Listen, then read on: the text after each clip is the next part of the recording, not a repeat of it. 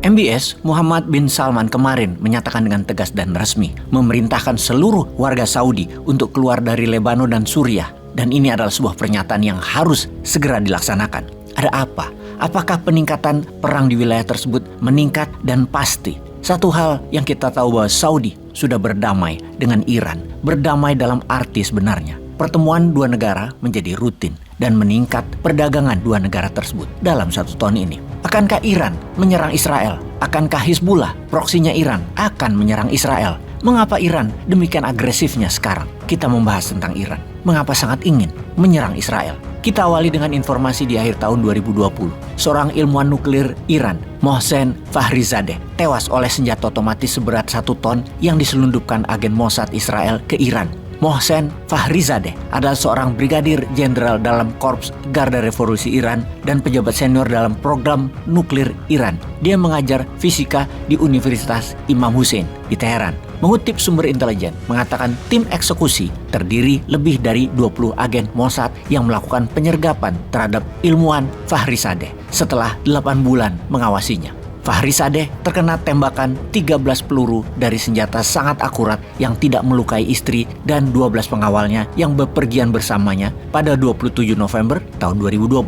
Fakhrizadeh, 59 tahun, telah lama diincar oleh Barat sebagai dalang program rahasia bom nuklir Iran. Dia digambarkan oleh Dinas Intelijen Barat dan Israel selama bertahun-tahun sebagai pemimpin misterius dari program bom nuklir rahasia yang dihentikan pada tahun 2003 oleh PBB atas tuduhan Israel dan Amerika Serikat sebagai upaya Iran untuk memulai kembali program nuklirnya. Iran telah lama membantah upaya membangun senjata nuklir. Menurut Mossad, Iran tetap diam-diam membangun kekuatan nuklirnya. Dengan kematian Fakhrizadeh telah memperpanjang periode waktu yang dibutuhkan Iran untuk membuat bom nuklir mulur memanjang menjadi 10 tahun ke depan. Bagaimana Fakhrizadeh dieksekusi? Sebuah tim membuat rencana menit demi menit yang sangat rinci. Kemudian selama 8 bulan, mereka bagaikan bernafas dengan Fakhrizadeh. Bangun bersamanya, tidur bersamanya, berpergian bersamanya. Mereka bahkan dapat mengendus krim cukurnya setiap pagi dan menghirup bau aroma kopi yang diminumnya.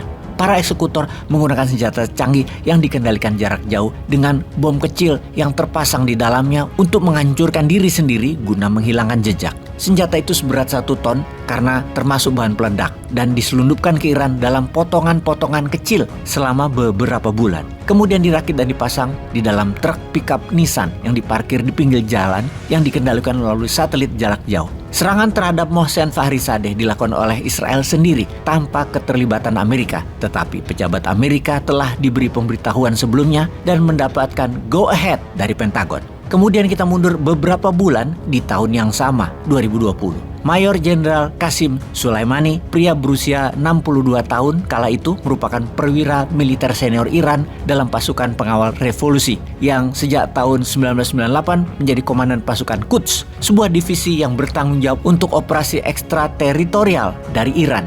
Ia adalah seorang veteran perang Iran-Irak dan telah aktif dalam berbagai konflik di Timur Tengah, terutama di Irak dan Syam. Pasukan Quds telah lama memberi bantuan militer untuk Hizbullah di Lebanon dan Hamas di wilayah Palestina. Pada tahun 2012, Soleimani membantu pemerintah Suriah, sekutu penting Iran, selama perang melawan Daesh atau Negara Islam Irak Syam atau ISIS. Di bawah kepemimpinannya, Iran telah memperkuat Hizbullah di Lebanon dan kelompok militan pro-Iran lainnya, memperluas kehadiran militernya di Irak dan Suriah, serta mengatur serangan Suriah terhadap kelompok pemberontak yang berkepanjangan di negara tersebut. Sebagai komandan pasukan khusus elit, dia mengatur operasi rahasia yang melibatkan jaringan milisi proksi di seluruh wilayah. Dia secara luas dianggap sebagai arsitek perang Presiden Bashar al-Assad di Suriah, konflik yang sedang berlangsung di Irak, perang melawan ISIS, dan banyak pertempuran lainnya. Soleimani secara luas dipandang sebagai tokoh paling berkuasa kedua di Iran setelah Ayatollah Khamenei. Soleimani dan para pejabat dari milisi yang didukung Iran tewas terkena serangan tak berawak Amerika di dekat area kargo di Irak. Beberapa rudal menghantam konvoi tersebut. Sedikitnya 7 orang tewas. Mengapa Amerika dan Mossad mengeksekusi Soleimani? Pentagon mengatakan Soleimani telah mengembangkan rencana untuk menyerang diplomat dan anggota militer Amerika di Irak dan di seluruh kawasan. Serangan ini bertujuan untuk menghalangi rencana serangan Iran di masa depan. Amerika secara resmi menetapkan Garda Revolusi Iran dan pasukan Quds sebagai organisasi teroris sebagai puncak kemarahan Iran atas meninggal dua tokoh penting Iran, yaitu pemimpin Garda Revolusi Qasim Soleimani dan ilmuwan nuklir Fakhrizadeh. Pemimpin tertinggi Iran Ayatollah Ali Khamenei mengatakan balas dendam berat menanti kepada para penjahat Amerika dan Israel. Apakah hal itu sekarang akan dilakukannya? Perang itu sekarang. Apapun itu, Indonesia harus bersiap.